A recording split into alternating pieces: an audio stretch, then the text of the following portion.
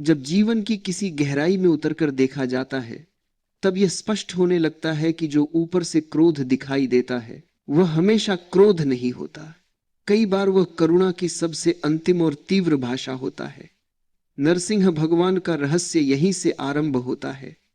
यह कथा किसी उग्र देवता की कथा नहीं है, यह मनुष्य की चेतना के उस क्षण की कथा है जहां सहनशीलता अपनी पराकाष्ठा को छू लेती है और मौन बोलने लगता है। मनुष्य सामान्यतः ईश्वर को कोमल कल्पना में देखना चाहता है, क्योंकि कोमलता उसे सुरक्षित लगती है।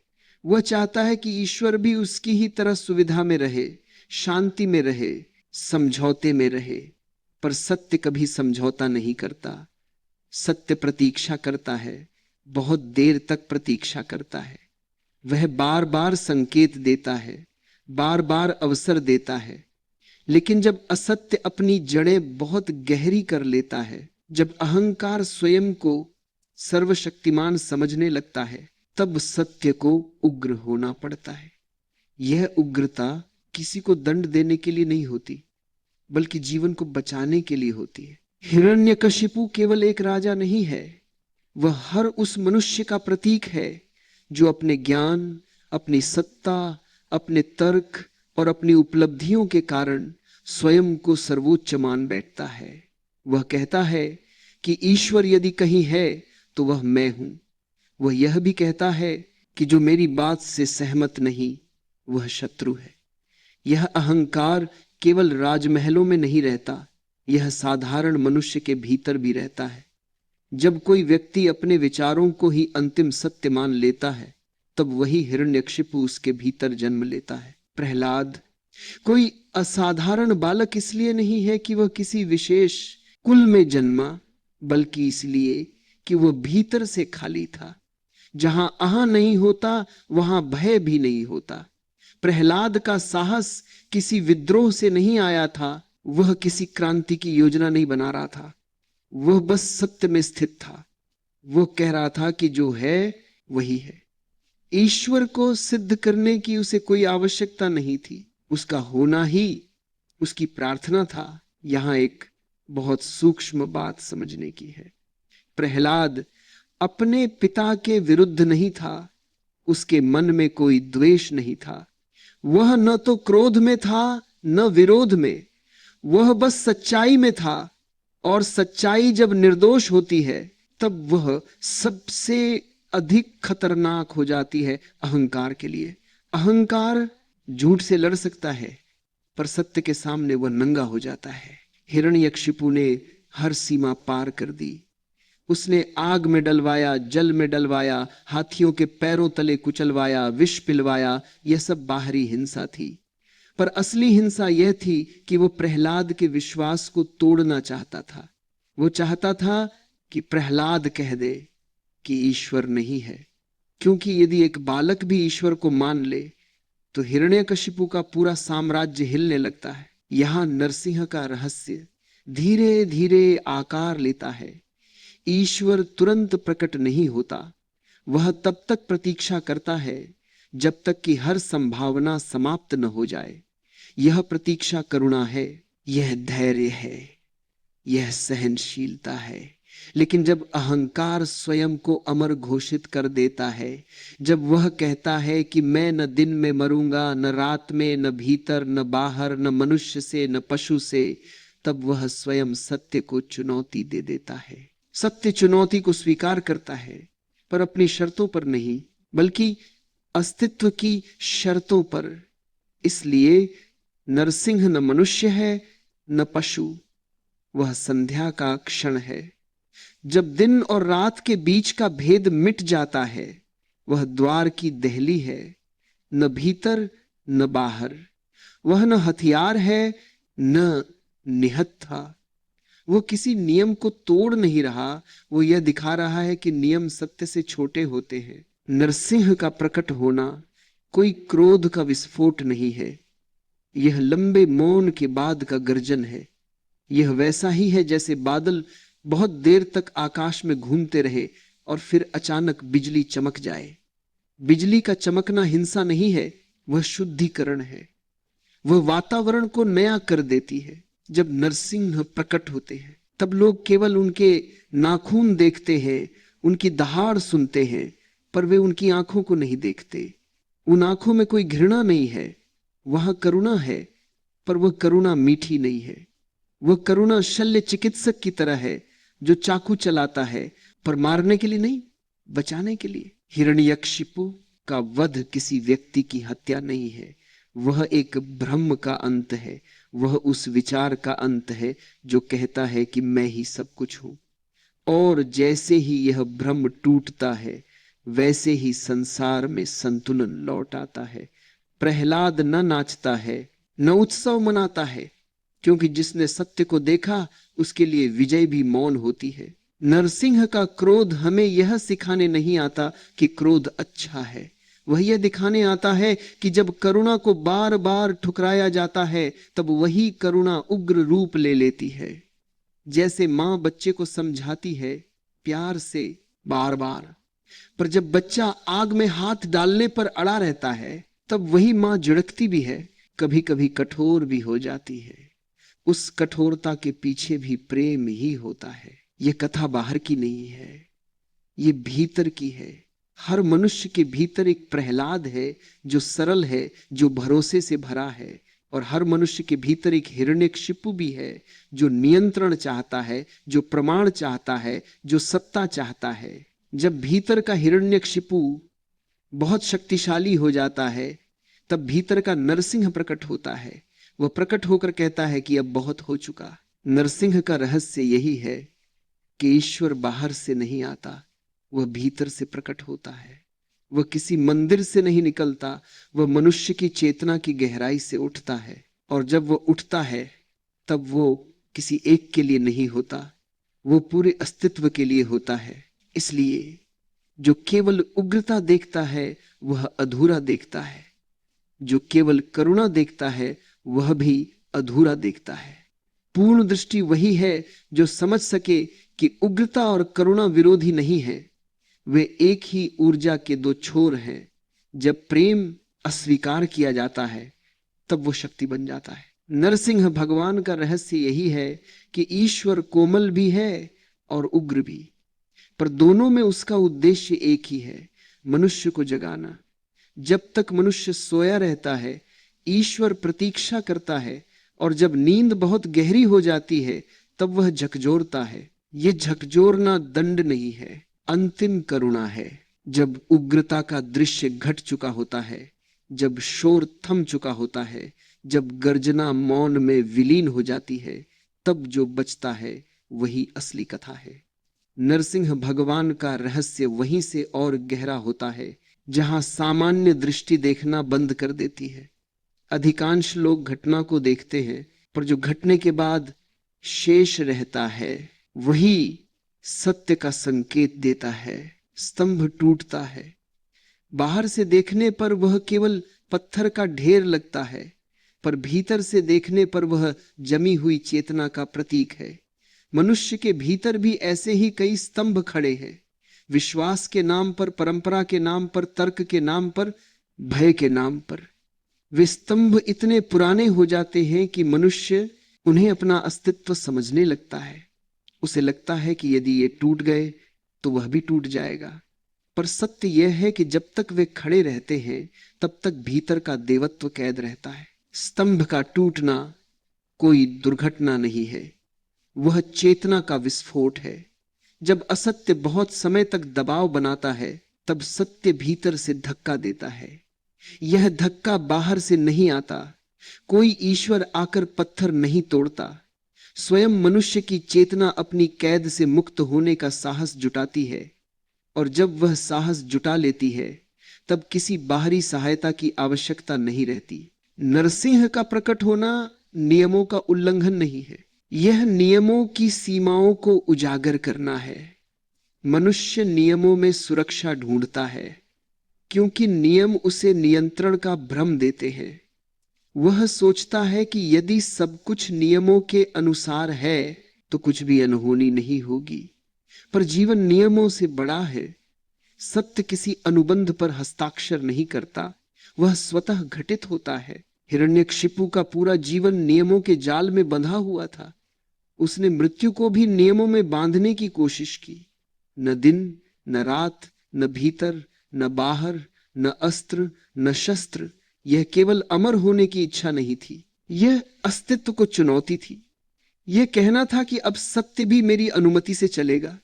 यही अहंकार की अंतिम अवस्था होती है। जब अहंकार इस चरम पर पहुंच जाता है, तब उसका अंत हिंसा नहीं होता, उसका अंत मौन होता है। नरसिंह द्वारा किया गया वध केवल बाहर से हिंसक दिखता है, भीतर से वह पूर्ण शांति की शुरुआत है। जैसे ही हिरण्यकशिपु गिरता है, वातावरण में एक गहरा सन्नाटा फैल जाता है। यह सन्नाटा डर का नहीं है, यह विश्राम का है। जैसे कोई लंबी बीमारी के बाद शरीर पहली बार चैन की सांस ले। यहां एक बहुत सूक्ष्म बिंदु है जिसे अक्सर लोग चूक जाते हैं।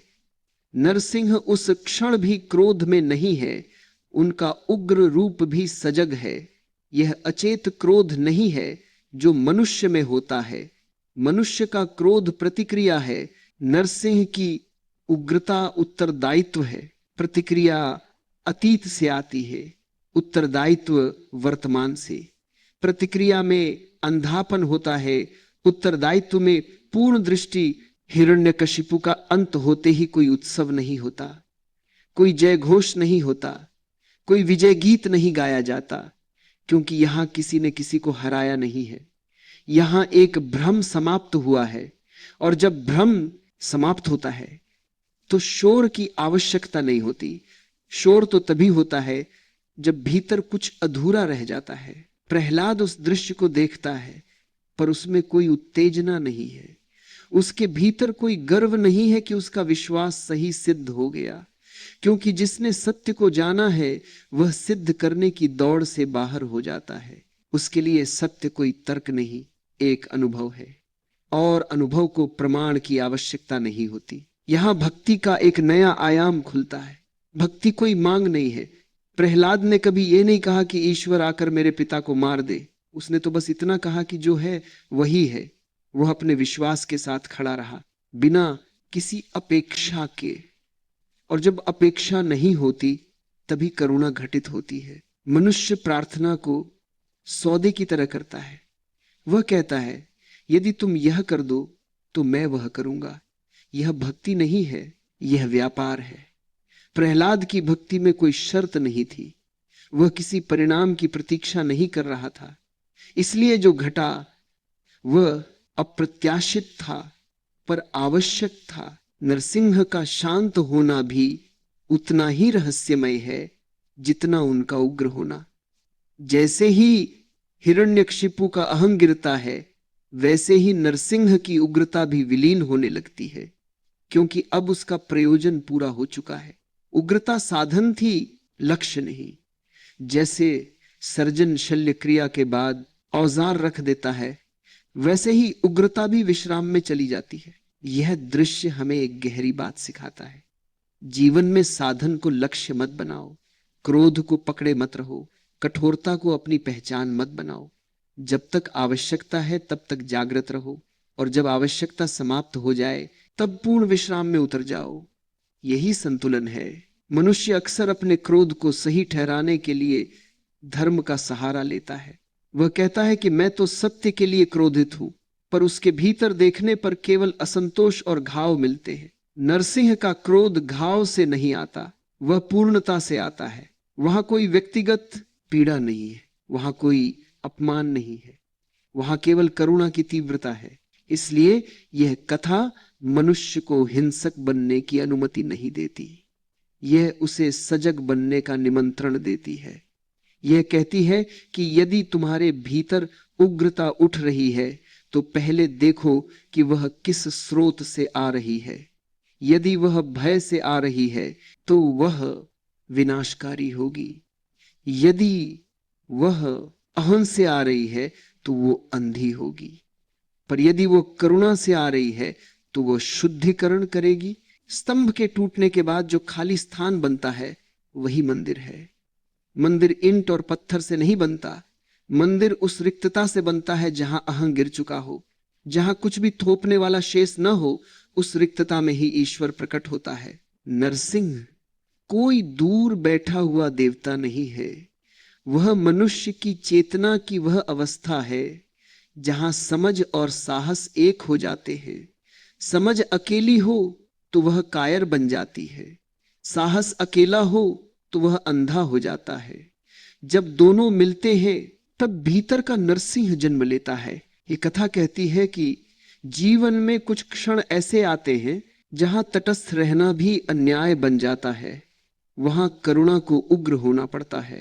पर यह उग्रता स्थायी नहीं होती, वह क्षणिक होती है, जैसे बिजली, और उसके बाद आकाश और भी साफ हो जाता है। मनुष्य यदि इस रहस्य को समझ ले तो वह न तो अपने क्रोध से डरता है न उसे पूजता है, वह उसे समझता है। वह जानता है कि कब मौन आवश्यक है और कब हस्तक्षेप, कब सहनशीलता करुणा है और कब अन्याय के साथ समझौता। नरसिंह भगवान का रहस्य यही है। वह यह नहीं सिखाता कि लड़ो, वह यह सिखाता है कि जागो। और जब जागरण पूर्ण हो जाता है तब जीवन स्वयं जान लेता है कि क्या करना है और क्या छोड़ देना है। अब यहां कोई शत्रु नहीं बचता, न भीतर न बाहर, क्योंकि शत्रु केवल अज्ञान में होते हैं। जैसे ही प्रकाश आता है शत्रु भी विलीन हो जाते हैं। यह कथा यही नहीं रुकती, इसका प्रवाह और गहरा है और अधिक सूक्ष्म है, क्योंकि अब प्रश्न बाहर के नहीं भीतर के हैं। जब बाहर का दृश्य शांत हो जाता है तब भीतर का आकाश खुलता है। अब कथा किसी पात्र की नहीं रहती, अब वह मनुष्य की अंतरयात्रा बन जाती है। नरसिंह भगवान का रहस्य इस बिंदु पर आकर और सूक्ष्म हो जाता है, क्योंकि यहां कोई युद्ध नहीं है, कोई विरोध नहीं है, केवल जागरण है। मनुष्य अक्सर यह समझता है कि टूटना हार है, उसे लगता है कि जब कुछ बिखरता है तब कुछ समाप्त हो जाता है। पर भीतर की दृष्टि से देखा जाए तो टूटना ही प्रारंभ है। जब तक मनुष्य पूरा का पूरा बना रहता है तब तक वह जकड़ा रहता है। उसके विचार, उसकी मान्यताएं, उसकी पहचान सब मिलकर एक कठोर ढांचा बना लेते हैं। उस ढांचे में जीवन का प्रवाह रुक जाता है। नरसिंह का प्रकट होना उस ढांचे का टूटना है। यहां कोई बाहरी शत्रु नहीं है, भीतर का सबसे बड़ा शत्रु वही है जो स्वयं को सत्य मान बैठा है, जो कहता है कि मेरी दृष्टि ही अंतिम है, जो अपने अनुभव को ही नियम बना देता है। यह वही हिरण्यकशिपु है जो अब राज सिंहासन पर नहीं बैठा बल्कि मनुष्य की बुद्धि में बैठा है। आधुनिक मनुष्य का हिरण्यकशिपु तलवार नहीं उठाता, वह तर्क उठाता है। वह कहता है कि जो दिखाई नहीं देता वो है ही नहीं। वो कहता है कि जो मापा नहीं जा सकता वो सत्य नहीं। इस तर्क में एक गहरी हिंसा छिपी होती है, क्योंकि वह जीवन के रहस्य को अस्वीकार कर देता है। और जब रहस्य का इनकार होता है तब जीवन सूखने लगता है। प्रहलाद की चेतना आज भी जीवित है, पर वह शोर नहीं करती, वह किसी मंच पर खड़ी होकर घोषणा नहीं करती। वह भीतर की एक कोमल उपस्थिति है जो कहती है कि सब कुछ जानना आवश्यक नहीं, सब कुछ नियंत्रित करना भी आवश्यक नहीं।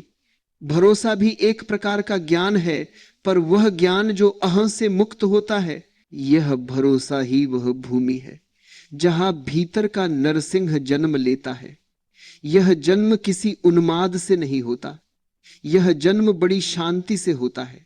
जब मनुष्य यह स्वीकार कर लेता है कि वह नहीं जानता, उसी क्षण वह जानने के द्वार पर खड़ा हो जाता है। जब वो ये मान लेता है कि वह सब कुछ नहीं कर सकता, उसी क्षण जीवन उसकी सहायता करने लगता है। मनुष्य अपने क्रोध से डरता है, क्योंकि उसने क्रोध को हमेशा अचेत अवस्था में जिया है। उसने क्रोध को आवेश, हिंसा और पश्चाताप से जोड़ा है। पर क्रोध स्वयं में समस्या नहीं है, समस्या अचेतना है। जब कोई ऊर्जा अचेत होती है तो वह विनाश करती है, जब वही ऊर्जा चेतन हो जाती है तो वह संरक्षण करती है। नरसिंह का रूप इस चेतन उग्रता का प्रतीक है। वहां कोई नियंत्रण खोना नहीं है, वहां पूर्ण जागरूकता है। हर क्षण सजग है, हर गति सटीक है। इसलिए वह उग्र होते हुए भी संतुलित है। मनुष्य का क्रोध असंतुलित होता है क्योंकि वह भीतर के घावों से आता है। नरसिंह की उग्रता भीतर की पूर्णता से आती है। यह अंतर समझना अत्यंत आवश्यक है। अन्यथा मनुष्य अपने क्रोध को पवित्र घोषित करने लगेगा। वह कहेगा कि मैं तो धर्म के लिए लड़ रहा हूं, पर भीतर झांकने पर केवल भय, असुरक्षा और अपमान मिलेगा।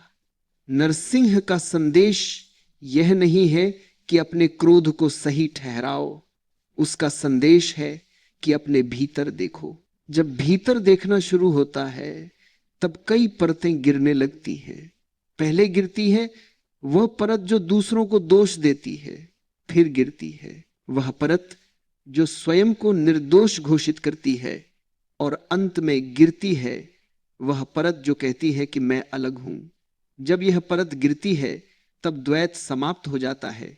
यही वह क्षण है जहां न प्रहलाद बचता है न हिरण्यकशिपु। दोनों भूमिकाएं विलीन हो जाती है। बचता है केवल साक्षी भाव। यह साक्षी न पक्ष लेता है न विरोध करता है। वह देखता है और देखना ही उसकी क्रिया है। इस साक्षी भाव में क्रोध भी बदल जाता है। वह प्रतिक्रिया नहीं रहता, वह स्पष्टता बन जाता है। जब स्पष्टता होती है तब निर्णय सहज होता है, तब कुछ करना पड़ता नहीं, हो जाता है। और जो होता है उसमें कोई पछतावा नहीं होता। मनुष्य जीवन भर अपने घावों को ढोता है और उन्हीं घावों से निर्णय लेता है। इसलिए उसके हर निर्णय में कहीं न कहीं हिंसा छिपी होती है। नरसिंह की चेतना में कोई घाव नहीं है, वहां स्मृति नहीं है, केवल उपस्थिति है। इसलिए उसकी क्रिया शुद्ध है। ये कथा ये भी बताती है कि शक्ति और प्रेम विरोधी नहीं है। मनुष्य ने उन्हें अलग अलग खांचों में बांट दिया है। उसे लगता है कि प्रेम कमजोर है और शक्ति कठोर, पर अस्तित्व में दोनों एक ही ऊर्जा के रूप हैं। जब प्रेम स्वयं की रक्षा करता है तब वह शक्ति बन जाता है, और जब शक्ति स्वयं को जान लेती है तब वह प्रेम बन जाती है। नरसिंह का रहस्य इस एकता में छिपा है। वह न केवल भक्त की रक्षा करता है, वह अहंकार को भी मुक्त करता है। हिरण्यकशिपु का अंत दंड नहीं है, वह मुक्ति है, क्योंकि अहंकार स्वयं में एक कारागार है, और जब वह टूटता है तब जो गिरता है वह दुख है, जीवन नहीं। मनुष्य अक्सर पूछता है कि ईश्वर इतना कठोर क्यों हुआ। वह यह नहीं पूछता कि मनुष्य इतना जिद्दी क्यों हुआ। जब चेतना को बार बार अनसुना किया जाता है तब उसे अपनी भाषा बदलनी पड़ती है। यही परिवर्तन उग्रता कहलाता है। यह उग्रता क्षणिक है, वह स्थायी नहीं होती। स्थायी तो शांति होती है। नरसिंह का स्थायी स्वरूप उग्र नहीं है, वह शांत है, स्थिर है, मौन है। उग्रता केवल सेतु है जिससे होकर शांति तक पहुंचा जाता है। यदि मनुष्य इस सेतु को समझ ले तो वह जीवन में संतुलन सीख लेगा। वह न तो अत्याचार सहता रहेगा और न ही स्वयं अत्याचारी बनेगा। वह जान लेगा कि कब मौन करुणा है और कब हस्तक्षेप। यही वह बोध है जहां कथा व्यक्ति से निकलकर जीवन बन जाती है। अब यह किसी देवता की कहानी नहीं है, यह हर उस मनुष्य की कहानी है जो भीतर से जागना चाहता है। अब जो शेष है वह शब्दों से भी सूक्ष्म है, क्योंकि जब यात्रा अपने अंतिम बिंदु पर पहुंचती है तब भाषा भी धीरे धीरे विदा लेने लगती है। नरसिंह भगवान का रहस्य अंततः किसी कथा में नहीं समाता, वह अनुभव बन जाता है, और अनुभव को समझाने के लिए नहीं, जीने के लिए छोड़ा जाता है। जब भीतर का संघर्ष समाप्त हो जाता है तब एक गहरी शांति उतरती है। यह शांति थकी हुई नहीं होती, यह सजग होती है।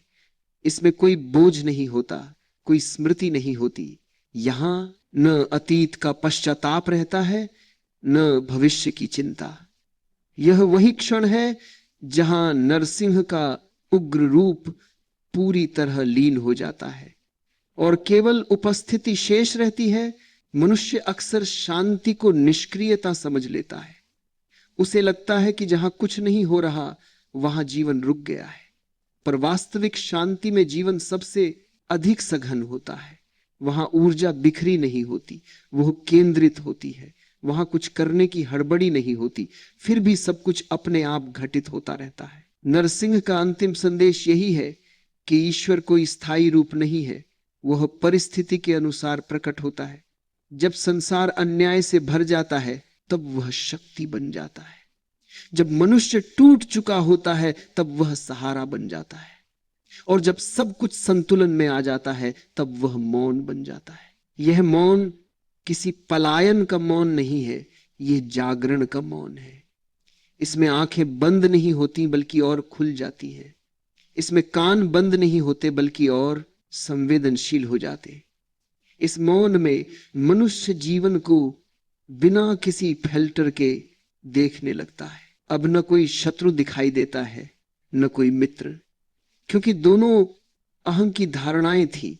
यहां केवल जीवन है, बहता हुआ, बदलता हुआ, नाचता हुआ, और मनुष्य उसमें दर्शक नहीं रहता, वह स्वयं उस नृत्य का हिस्सा बन जाता है। इस बिंदु पर पहुंचकर यह समझ में आता है कि नरसिंह किसी एक युग की घटना नहीं है, वह हर युग में घटता है। जब जब चेतना पर अहंकार का भार बढ़ जाता है तब तब यह ऊर्जा प्रकट होती है। कभी किसी व्यक्ति के भीतर, कभी किसी समाज के भीतर, कभी किसी सभ्यता के भीतर, पर जो इसे बाहर ढूंढता है वह चूक जाता है, क्योंकि बाहर केवल प्रतीक है।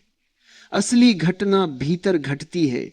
जब भीतर का झूठ बहुत मजबूत हो जाता है तब भीतर का सत्य उसे तोड़ने आता है।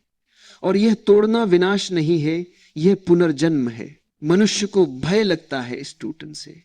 उसे लगता है कि यदि उसकी पहचान टूट गई तो वह क्या बचेगा। पर जब पहचान गिरती है तब जो बचता है वही असली होता है, वही निर्दोष, वही मुक्त, वही सरल। यह सरलता कोई बालपन नहीं है, यह परिपक्वता है। ये जानने के बाद आती है कि सब जानना आवश्यक नहीं, ये करने के बाद आती है कि सब करना आवश्यक नहीं, ये जीतने के बाद आती है कि कुछ भी जीतने लायक नहीं। यहां भक्ति और ज्ञान अलग नहीं रहते, यहां प्रेम और समझ एक हो जाते हैं। यहां न पूजा बचती है न सिद्धांत, यहां केवल एक गहरी स्वीकृति रहती है, जो है वही ठीक है। नरसिंह का रहस्य यही पूर्ण होता है। जब यह समझ में आ जाता है कि उग्रता भी प्रेम का ही एक रूप थी, कि जो कठोर दिखाई दे रहा था वो भी करुणा की ही अंतिम कोशिश थी, कि जो टूट रहा था वो जीवन नहीं था, भ्रम था, अब कोई प्रश्न नहीं बचता। क्योंकि प्रश्न तभी होते हैं जब भीतर द्वंद्व हो। यहां द्वंद्व समाप्त हो चुका है। अब जीवन जैसा है वैसा ही स्वीकार है। यह स्वीकार निष्क्रिय नहीं बनाता, यह मनुष्य को अत्यंत जीवंत बना देता है। क्योंकि अब उसकी ऊर्जा विरोध में नहीं जा रही, वो सृजन में जा रही है। अब वो लड़ नहीं रहा, वो जी रहा है। इस बिंदु पर ईश्वर और मनुष्य के बीच की दूरी भी मिट जाती है, क्योंकि दूरी विचार से बनती है। जब विचार शांत हो जाते हैं तब दूरी भी चली जाती है। तब न कोई ऊपर होता है न कोई नीचे, केवल अस्तित्व होता है, विशाल, मौन और करुणामयी। नरसिंह का अंतिम रूप यही है, न उग्र न कोमल, केवल जागृत, केवल उपस्थित। और जो इस उपस्थिति को जान लेता है उसके लिए जीवन फिर कभी पुराना नहीं रहता, क्योंकि अब हर क्षण में वही ऊर्जा बह रही होती है। कभी शांत हवा की तरह, कभी प्रचंड तूफान की तरह, पर हमेशा जीवनदायी। यही रहस्य है। कोई निष्कर्ष नहीं, कोई घोषणा नहीं, केवल एक मौन समझ। और उस मौन में ही सब कुछ कह दिया गया है।